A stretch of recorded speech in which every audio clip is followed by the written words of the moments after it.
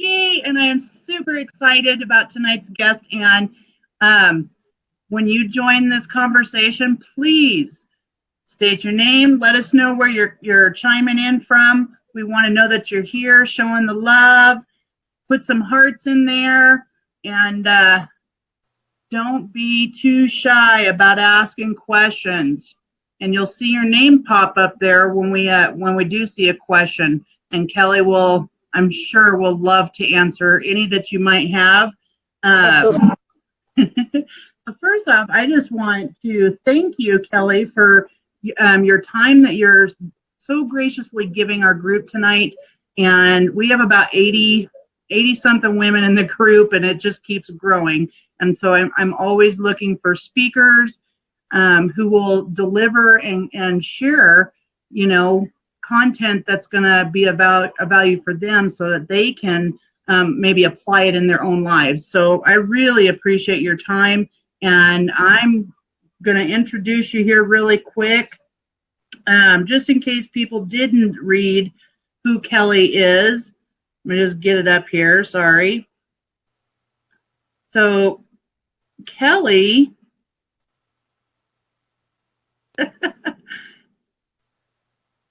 this will give everybody a chance to get on, huh? Well, first off, I'm excited because not only is Kelly an athlete, she's also in our own hometown. So somebody local, somebody that you could connect with quickly and ask questions. Sounds like she's always on the go and just doing her thing. So, all right. So here's Kelly. Kelly McArdle is a strength coach, and she will talk to you tonight about finding your inner athlete at any age, size, or starting point. She will explore how redefining yourself as an athlete can solidify your commitment to your fitness goals long-term despite obstacles and life changes. Her story centers on facing lifelong body image issues by flipping the switch from evaluating herself solely on relative aesthetics to celebrating progress in meeting performance goals and harnessing the confidence that you develop through athletic pursuits will carry over into all areas of your life. And she will challenge you to celebrate what your body can do, not just what it looks like. So I'm going to turn it on over to you, Kelly, and hey, thanks for being here, girl. Hey. Thank you for having me. I really appreciate it. It's fun to do this, and it's exciting that I actually know you in real life, and here we are. I'm actually coming off of a really exciting week. I got to travel to Butte, Montana this weekend, and they had a USA powerlifting meet there, which was a push-pull meet, which is bench and deadlift. And I had two athletes that I work with that were competing in that. And it was really cool because they were a mother-daughter team. And they both started lifting. The mother started first, and then the daughter started strength training a little bit after. They both won their respective weight classes, and the daughter actually wound up getting best lifter of the meet. And so that really inspired her to continue, and it was just super exciting to see their progress and how much that encouraged them. A couple of other things that I really liked about attending that meet was when I go to these powerlifting meets, and for anybody who doesn't know, powerlifting is a competition that generally centers on squatting, bench pressing, and deadlifting. There's a diversity of athletes, and what's cool nowadays is you see about as many women as you see men at these meets, and this was also true at this meet. The other thing that I like about that is there's all different ages. There was a 56-year-old woman, a 62-year-old woman. They both set state records, all the way down to junior lifters. And there's all different sizes. There's 200-pound plus lifters, and there's 118-pound lifters. It doesn't matter. Everybody wears a singlet, and everybody supports each other, and you just get out there and see what you can do.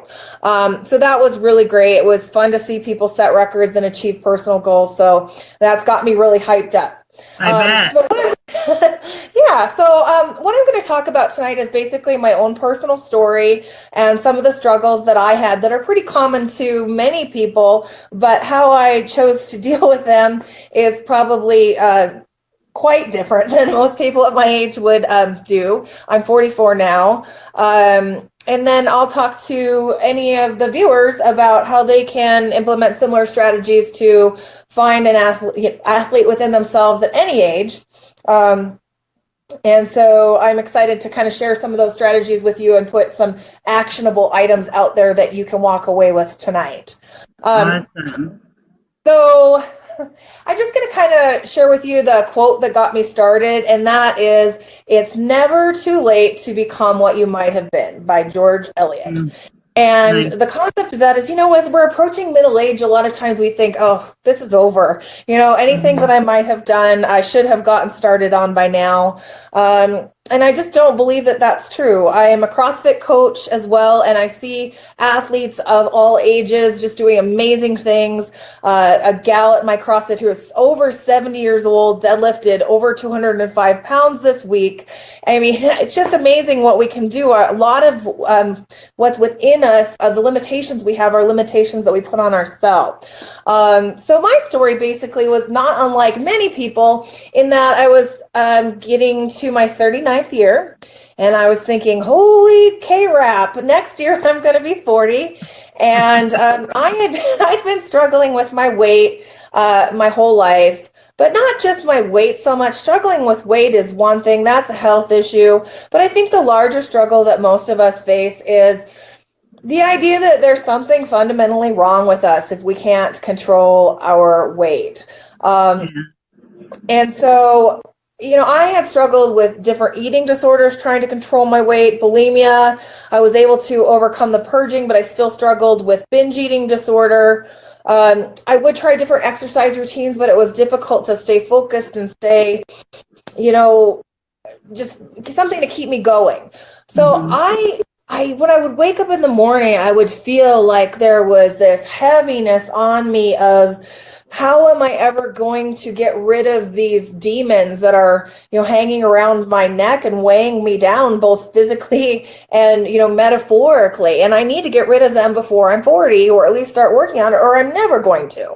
So I thought, I'm going to find my mojo before I'm 40. And like many people, I underwent a weight loss type of situation. I started eating paleo, which I really liked. And that's actually a great eating program. It's just kind of hard to do when you're on the road like I am, but that's not an excuse, just a challenge. That's right. So what I did at that point was, I started eating healthier, and my idea was that instead of this being an endpoint thing, I would just start living healthier every day as though I were already this athlete. But I didn't really know what kind of athlete or, fit person I wanted to be. And before, it had always sort of centered on looks.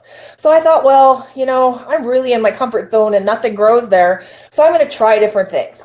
So at that time, I discovered pole fitness, and I got really into pole dancing as fitness. And there was a studio here in town, and I'd always been in gymnastics as a kid, so I loved doing these upside down tricks and working on my strength and all of this, and that was cool. But then, that wound up closing down. During that time, I also started swimming at the gym and getting into hiking. I liked bagging different peaks, and I started doing yoga. Probably always do yoga. I think it's great for anyone in terms of, keeping their mobility, flexibility, quality of life. So people could see that, I was really getting motivated. And so I had a friend who said, you should try CrossFit. He was a CrossFit coach. And I said, oh God, I don't know. I'm not good enough. I'm not in shape enough to try CrossFit. So I started secretly watching CrossFit videos, and I thought, wow, that's cool, but I could never do that. And, after about 6 months, he kind of wore me down. So at my CrossFit, there is a class that you take, 4 classes before you get into the real, out in the main wads work out of the day, so that you know what you're doing and you don't hurt yourself. So one of the things that we got to do there was deadlift. And I walked in and I deadlifted 200 pounds. And he was like, whoa! And I said, was that good? And he's like, Yeah, that's pretty good for somebody who's never done it before. And I thought, oh my God, I remember when I was a kid, and this is like in rural Montana, I was really strong and I would challenge the boys, to arm wrestling contests, leg wrestling contests, all kind of things. And I thought, oh my gosh, I was always supposed to be into strength sports, but they didn't have that for women, in rural Montana in the 80s. Yeah. So yeah, I just thought, wow, this is my thing. So I did CrossFit, and I kind of didn't like the cardio, but I still did it. And on the side, I worked more on the barbell aspect of things myself. And I just found myself being more and more happy as I progressed with the amount of weight I could put on the bar, the new moves that I learned. I just felt like this sense of empowerment, and people would say, oh my gosh, you're so strong. And I realized, gosh, my body, I've been focusing so much on what it looks like. Who cares if I'm stronger than all these? I mean, who cares what it looks like if I'm stronger than all these people? They can say whatever they want. I can beat them up. I mean, yeah, no kidding. I did beat them up. That's in my head. That's what I'm thinking. Yeah. So, so at that time, I had a couple people that I either approached or who approached me who offered me mentorship. And, it is so important to find those people that are doing the things that you want to do, or who are taking interest in you being a better person, you being a better, hi, Larry, being a better athlete, and just working with them. And so I found a couple people who are willing to donate their time to coach me. And just having that one-on-one relationship, made me feel like someone was invested in my success. They seemed proud of me. I was proud of doing good work for myself and them. I felt like I had a team. And just that mentorship, I cannot tell you how important mentorship is. So then at that point, I kind of got into some CrossFit competitions, and I've done 3 or 4, and I finished second in my division in all of them. I haven't done an age-related one, so it was kind of cool because I was going up against people who were in their 20s and such, and I wasn't the smallest person there, so that was pretty cool. But I was always kind of being pulled towards powerlifting, and I had an injury, not from CrossFit. It was just from I'm dumb. I had a punching contest, so you punch our friend hardest in the arm, and I won, and I broke my wrist, but I didn't know it. It was broken for 19 months, and Remind me not to do a punching contest. Yeah. So I had to have this major surgery, and I was out for a while. And when I came back, I wasn't able to do some of the CrossFit movements that I could previously do. I can't do snatch and clean and jerk as much. My wrist doesn't go back, but I could still do powerlifting. So that kind of made the decision for me. Yeah. During this time, I decided to become a CrossFit coach, and I also became a competitive power lifter. My first powerlifting meet, I bombed out on my squat. So I didn't even get a score on my first meet, but I met a lot of cool people, and I had a mentor and a coach who taught me that it is not how you do per se. It's that you need to take things away. You need to take it as a learning experience, and you need to find joy in the actual training aspect of things, because you're not always going to do as well as you want. But if you find joy in that, putting in the work, then you'll always be happy. So that happened. And in 2016, I was nationally ranked on Powerlifting Watch, which that aggregates all the different powerlifting federations for masters lifters, so lifters over 40. I also hold multiple state records in my weight class, or I'm a little heavier now because I got a new job in my former weight class. I'm hoping to get new ones in this weight class and then go down to my prior weight class for this year. Those are my goals. But I have bench, deadlift, squat records, as well as total, which is all of your lifts combined. And I also got a mobility coaching certification and a USAW, which is weightlifting, snatch and clean and jerk certification. And then I've gotten to work with other lifters, and I just love introducing people to the barbell and getting them excited about their own strengths. So my major goals for this year are to qualify for nationals, raw nationals. Raw lifting is where you're not wearing any supportive equipment. Oh, thank you, Lori. Appreciate it. And so my big goal is to go to raw nationals in October. And I'm just going to get to see like some of these people that I just look up to so much, that are world-class people. And I'd love to just have the opportunity to lift with them. But the biggest thing is that becoming an athlete or finding something I was passionate about has really changed my mindset. I used to kind of have it in my mind that I had to be thin enough to work out, which is really a weird mindset, but I think a lot of people share it. Have you heard Yeah, this before? Okay. yeah, Yeah. Yeah. I know what So, our brain tells us. yeah. So, it changed my mind. I thought, I'm going to have different jobs. I'm going to have injuries, but I need to have a process in place to keep working, towards my goals. Some of those goals may be aesthetic, they may be body composition, some are related to performance. But I think once I made that commitment that I am an athlete now, I'm going to, keep working towards those regardless of what life throws at me. I got a new Mm, job last year where I travel all the time, and I did have to cut my training and my meets back, but the old me probably would have just quit. So now I realize that I could still make some progress, quite a bit actually, working out 3 days a week instead of, 5 or 6. So keep going, go at whatever you can fit into your life. yeah. So that's kind of my story. But I guess now I'd probably like to talk about what an athlete is and how other people can become athletes. But does anybody have any questions or anything before I move on?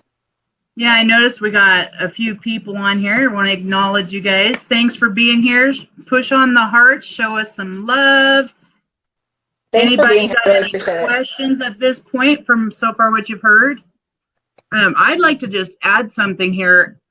There was a couple of things I really loved what you said. First off, like I hear you set these goals and then you put these processes in place, and that's what has you obtain those Mhm. kinds of results. And Yep. then the key thing I have to agree with you is mentorship or Hmm. some sort of accountability partner. And you can Yep. find free mentors, you can pay for mentors, you can find somebody in your family, but I love how you've created this community Yes. that supports exactly what you're up to and finding mentors that are already doing it. So Yep. that's beautiful.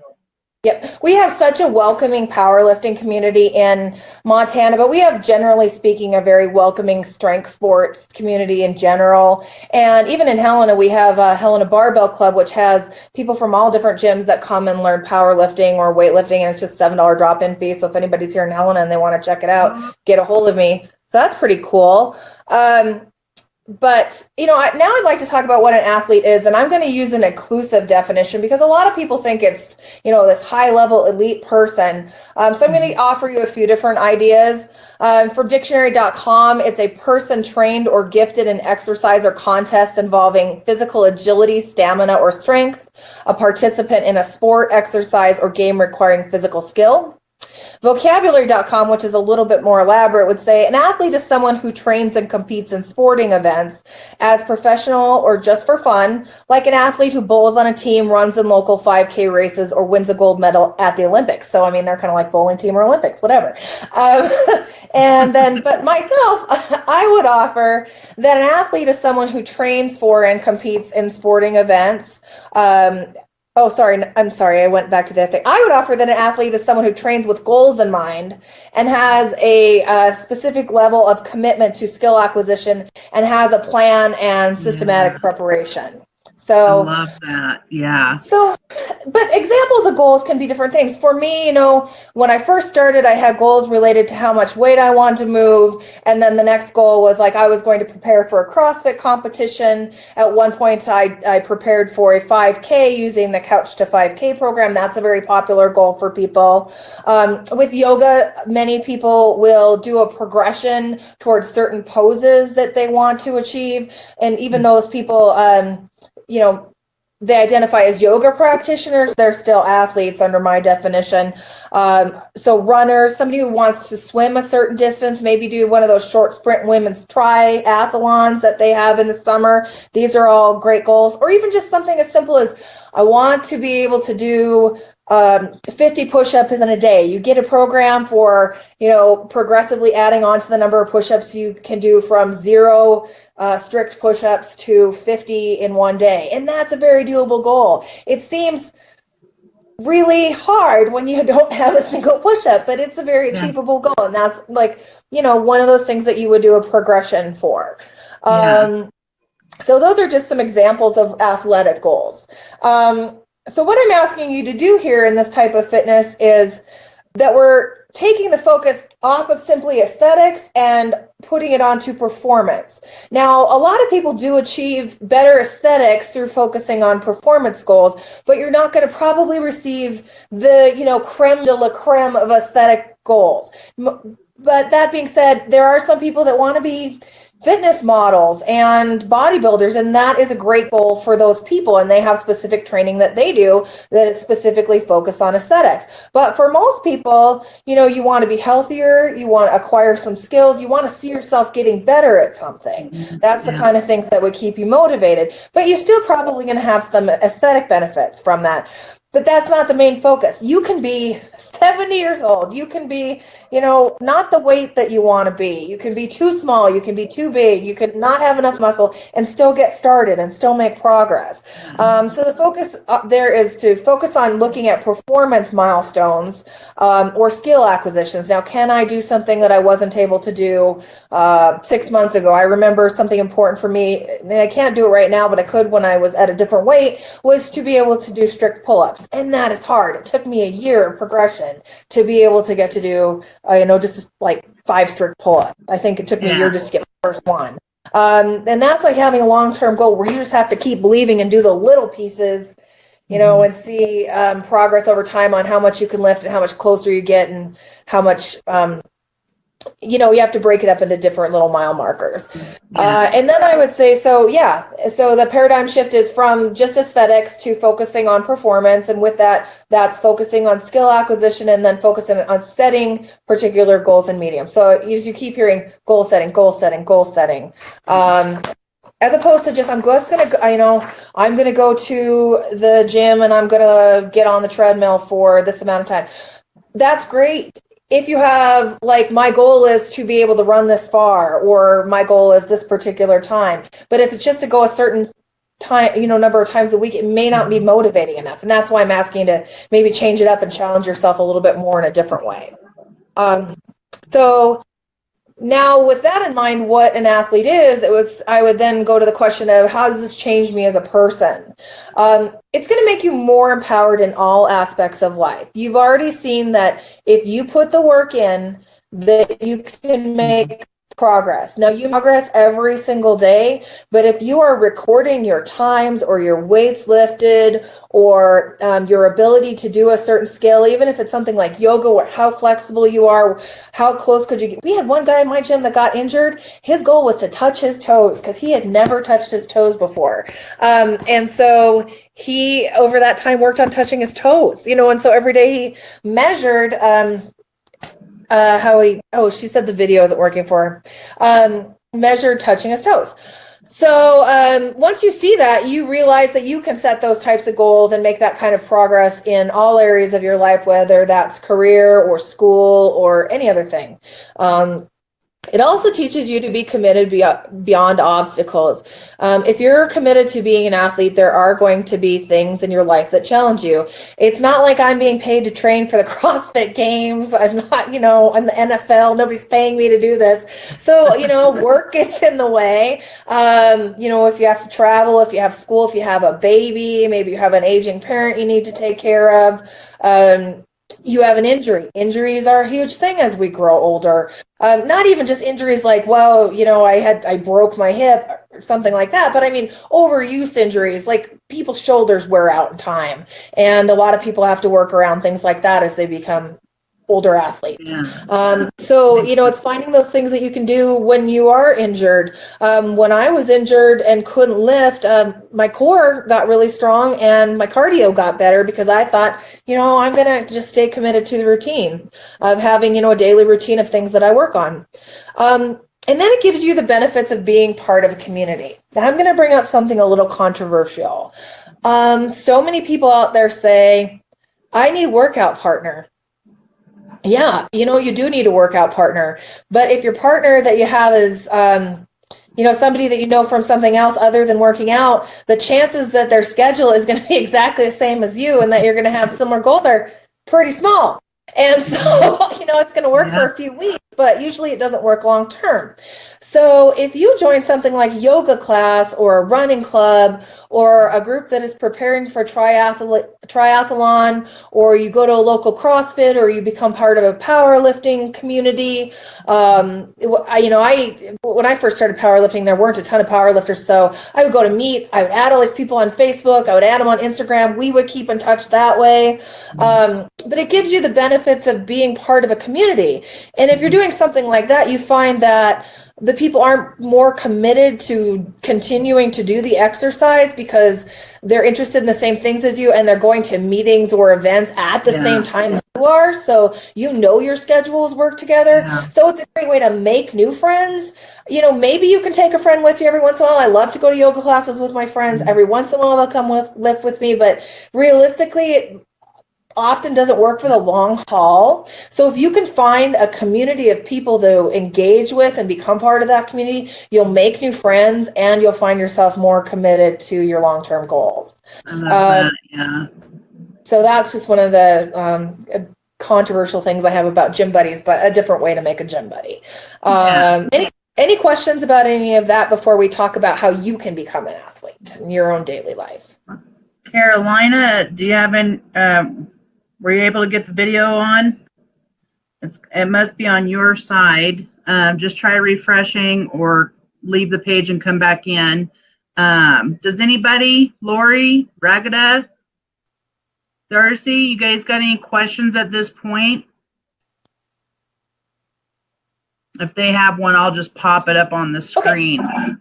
Okay. So now let's talk about some actions that you can take if you would like.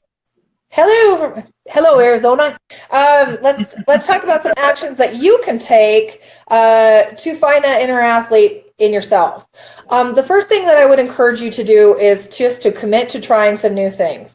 It was terrifying for me to try a pole class, and even just going to a gym and trying a particular class can be terrifying. But what I would say is make a list of things you've always been interested in. Just choose, 2 or 3 of. Yeah, absolutely, love new friends. Try a few of those things and just commit to it. If you find one that you like, just agree that you're going to do it for 30 days, no matter how hard it is. When I first started CrossFit, the first 30 days, I said, I'm going to go at least 3 times a week for 30 days. And if I can do this, I can do anything. And it was hard. It wasn't just hard because it was physically hard. It was hard because I just felt like a dork. I didn't know how to do anything. And then I realized everybody who started didn't know how to do anything.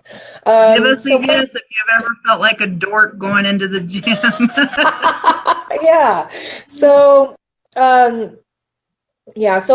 find a few things and commit to doing at least one of them for 30 days. And then with that, set a goal. If it's a running thing, are you going to do the Couch to 5K program? Is your goal to be able to run 2 miles or 1 mile at the end of the 30 days? Or even if you're starting at a lower place, is your goal to be able to walk 3 miles straight without stopping? I mean, I know when I first started, when I very first started this, I was like 240 pounds, and I at different times have been anywhere from like 165 to 220 up and down during this journey, but I still feel much more capable than I did than the inactive. It's different. It's completely different to be an active. Do you really feel like it's most of it's mindset?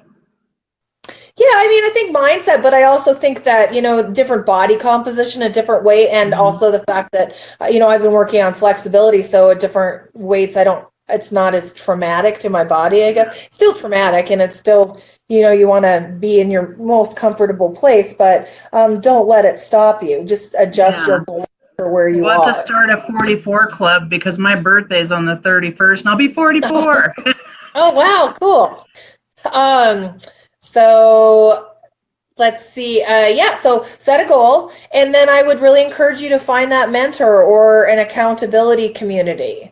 Even if you're into yoga or something like that, you would be really, if you even have a class that you like to go to, when you don't show up for that, and then you come back, the instructors ask you, where were you? Where have you been? Why are you not coming to my class? And that's great to have that. Maybe you make a new there too. So there's running clubs. There's just so many different things that you could try. Hiking, there's hiking groups. I've done Montana Wilderness Association hikes. Those are really fun. I've met new friends that way. Those are free. There's just a lot of Montana different cool things that you Wilderness. can do. Yeah, so Montana Wilderness Association, this is just a random discussion, but they have volunteer-led hikes to different peaks, or just shorter hikes, and they're rated by difficulty all around Montana. And they put out a book Nice. both online and usually in print every spring. And you can sign up for those, and there's generally no charge. Sometimes there's like a donation charge, but don't quote me on that. But yeah, mountain biking would be another great one. Yeah, I know that there is a great community of mountain bikers. I have this lady I go to CrossFit with. She is she's just a badass. She's done, she does endurance mountain bike stuff, and I believe she's in her 60s, and she's done the triathlon where you swim from Alcatraz, and she did that like a year or two ago. Oh my And so, gosh. yeah, and she's had an injury from mountain biking during this time too, so I watched her overcome that. And so, and if you look at her, you may think, well, yeah, she gets around pretty good, but you wouldn't think, wow, fitness model or anything like that. But she's literally just she's a beast. I mean, she can just do Wow. everything. Yeah, she's the opposite of me. That's She's Miss inspiring. Cardio. It's awesome. Yeah. So find that community and then track your progress. And by that, I mean, take notes each day of what your performance was. Take notes and keep track of what your skill acquisition is, how much better you Mhm. are at something. If you could have gotten this close to a pull-up yesterday, where are you at today? And then just keep track of your overall health. And you could do that with a Yeah. doctor. You can look at your vitals, what's your blood pressure, what's your resting pulse. There's just all sorts of different things that you can track with your physician as well. And your weight, I'm huge on body fat, tracking your body fat percentage. I always found that for me as a strength athlete who had more muscle mass to be a really good, better indicator of my overall health. But it really Mhm. depends on what sport you do, what's a better measure for you. And I would consult with your physician about that. And then just evaluate how it impacts other areas of your life. Are you feeling less stressed?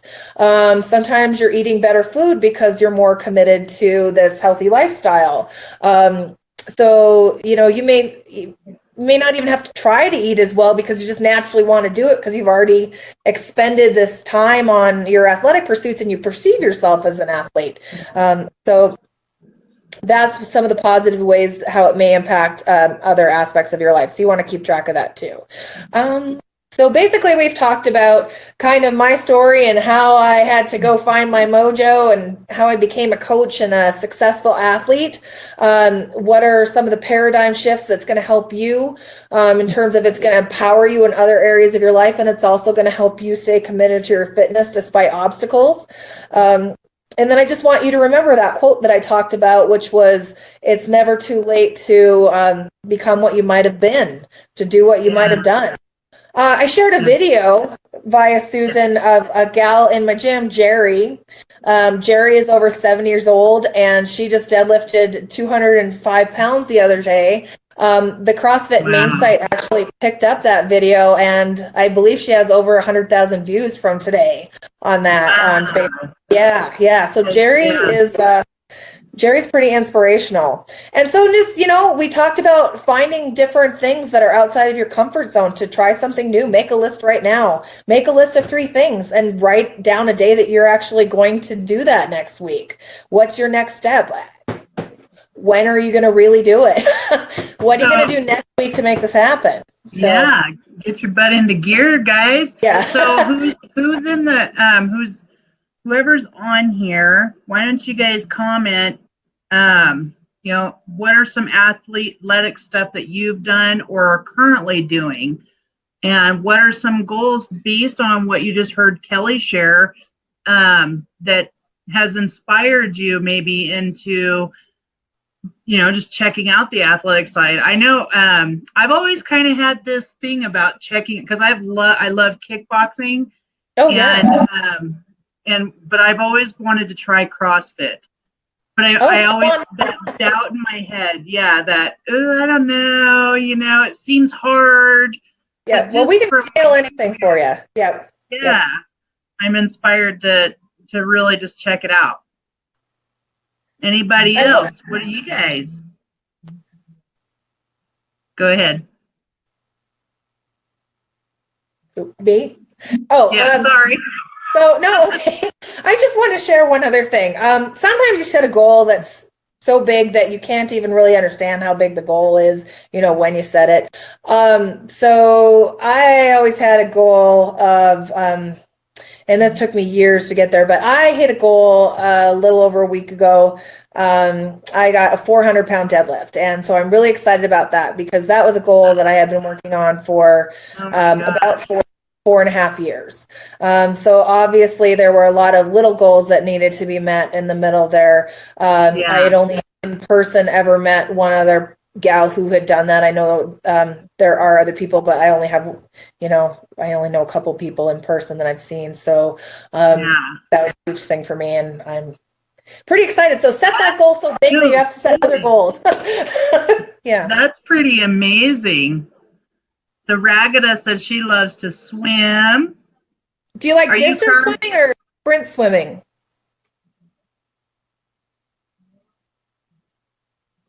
Let's see what she's got here. Oh, yeah. That's great. Yeah, swimming is awesome. Older athletes. I got Autumn. Don't you love that? I can pop them up on the screen. Yeah, very cool. Oh, I mean, why wait? And I think that's idea of like, I haven't thought much about athletics, and that's because I think we may define athlete too narrowly. Like I said, I think athlete is just somebody who's training with goals in mind and has a specific preparation for those goals and a commitment to it. Difference between interest and commitment. Yeah. And Tony Robbins, he actually says you've got to have health and fitness. You can't have just one or the other. Right. And he shared about how, if you have fitness, and there's a lot of people out there that are into fitness and they're athletic, and they find out that, they're missing that healthy piece. That's true. They've got to combine them and do them both. It's very true. Yep. You see that a lot of higher level athletes who may be really good at one aspect of things, but are completely lacking in their mobility, their flexibility, or et cetera. Yeah. Both of those things are great, mountain bike and yoga. Where are you at, Lori? She's here in Helena. Oh, okay. So you have lots of opportunities to do that. That's great. We have great trail systems here. Yeah. Lori, weren't you in a bike accident yourself a few years ago? Got Autumn.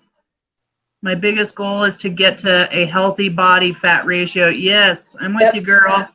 Absolutely. Yeah. My goal this year is 21%. And that body fat thing, what a lot of people don't realize is that, if you're just losing weight, you're also losing muscle. And so that's another reason that I'm really encouraging that, finding that fitness that's going to keep you motivated, because you can lose all the weight you want and have your muscle go down with it. So, yeah. Oh, Carrie made it on. Yay. Unknown error has occurred. Every refresh. Oh, I wonder if it's your tablet. Okay, so she'll watch the replay later. Yeah, I'm sure Kelly will get any questions that you might have, Carrie. Yeah. Thanks for being on here. Yep, absolutely. Thanks, Carrie. Oh, I think you were actually just getting ready to do that. You were going to elaborate more on the fat ratio. Yep. So I was just going to say, you probably want to consult with your physician about what's a healthy body fat percentage for you. There's different body fat percentages for whether you want to be a physique competitor, if you want to be in what they call the, athletic range, or there's just sort of a general fitness range. Then there's kind of like the average person range, and there's slightly overweight, and then you have like obese. So, they're a little, what's odd is in a lot of charts, they're a little bit different depending on your age. So there's different ways that you can get those tested. Probably the least accurate way, but the most easily accessible way is with caliper testing at a gym or something like that. There is a place, I believe, in Bozeman where you can get, I can't remember what it's called. It's like a bod pod. It's like a scan that is, yeah, that's more accurate, but it just depends on how accurate you want to be. I think what you're looking for more so is a trend. But the biggest thing here is if people are not doing any type of resistance training, and that resistance training doesn't have to be weights. It could be sprinting. It could be mountain bike. It's something where you're, keeping some muscle on. If you are continuing to lose weight but not doing any of that, you're losing muscle along with the fat that you're losing. So is that where that excess skin comes from? Yeah, I don't know. I'm not a nutritionist. Think about it. So you're just dropping weight. Yeah, and this is weird. I was a yo-yo dieter when I was younger, and so I've lost weight quite a bit. I never really had. I had a little bit of excess skin. I was kind of one of those people, like I'd have excess skin, but then I kind of grow into it. Like it would just kind of eventually over time, Yeah. So I don't know. But I just know that it is important to do, some type of resistance training while you're doing your weight loss, and make sure that you're keeping your protein up too, because you don't want to lose that valuable muscle mass, especially because muscle is going to burn more calories at rest than your just the regular I just had tissue. a really great idea. We should all who live in Helena go meet up with Kelly and deadlift with her one day and just see what it's like. Just to try. I'd love to. Yep. What do you think of that? I would give you a free session if you wanted to. If you wanted to do a meetup, we could just go to that. Would be awesome. Yeah. Heck yeah, I'll try it. I'm sure we can. Yeah, we could do it at. Yeah, we could do it at my CrossFit sometime when nobody else is there, and yeah, we could just have our little private. Okay. Show you. Wave your hand if you're in, you guys. Thank you so much. I really appreciate you having me. Yeah, this is awesome. I really appreciate the time that you've given. We are almost at the top of the hour, so. Does anybody have any questions they'd like to ask Kelly before we end this evening? If so, while you're posting any comments, if you have any questions, I'm going to go ahead and just end the night here. Autumn said that sounds fun. You're in Helena too, Autumn. All right. Ragida, you're going to have to find Ragida's over in Cali, so I know, are you Arizona? Arizona, sorry about that, Ragida. One of my sisters over in Arizona. So before I end the broadcast, I just want to give you guys a special little treat this week. So my birthday is on January 31st, which happens to be the full moon. I know, my son had to point that out to me. He's like, Mom, did you know it's a blood moon even? And I'm thinking, oh, okay, well, I don't know what that means. So I found somebody who does, and her friend are going to come on. They're already in the group, and they're going to come on the 31st at 4 p.m. Eastern time, which I believe is 2 our time and 1 Pacific time, and they're going to share some goodies about the full moon cycles, what the blood moon is, and crystal work, energy. It's going to be awesome. I'm super excited. So that's, even though it's my birthday, it's a gift for me, but it's also my gift to you. So I hope you guys enjoy that. And Kelly, again, thank you so much. I'm super excited, especially for our next float trip. Oh, yeah. I gotta let everybody know since we're on here. So Kelly actually hosts a float trip during the summer, and I went on my very first float trip in Montana. I've been here 20-something years, and that was my first time ever, and I had so much fun. So anyways, Carrie said, hi, Kelly. Hi, Carrie. And she said, I'm here, haha. Okay, cool. All right, love you guys. Have a beautiful evening. Is there anything you want to complete with, Kelly? You want to end this with? No, other than I just would encourage you to identify 3 things that you're interested in and set a goal to try one of them next week. If it resonates with you, commit to trying it for 30 days.